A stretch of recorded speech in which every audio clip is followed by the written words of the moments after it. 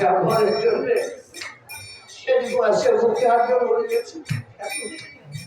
আমি কৃষি কাজ শিক্ষিত করলাম, আমি দেশে কাজ শিক্ষিত করার জন্য এদেরকে পিছনে পয়সা খরচ করেছি। শিক্ষা শুধু সমাজের জন্য শিক্ষিত করেছিলাম, আপনাদের কাছে আপনারা আমার ছেলে শিক্ষিত হয়, শুধু সমাজের জন্য শিক্ষিত হয়। যে শিক্ষা আমার ভূতলের মুখে হাতে উঠতে হয়, ওই শিক্ষা আমার ছেলেটা আছে।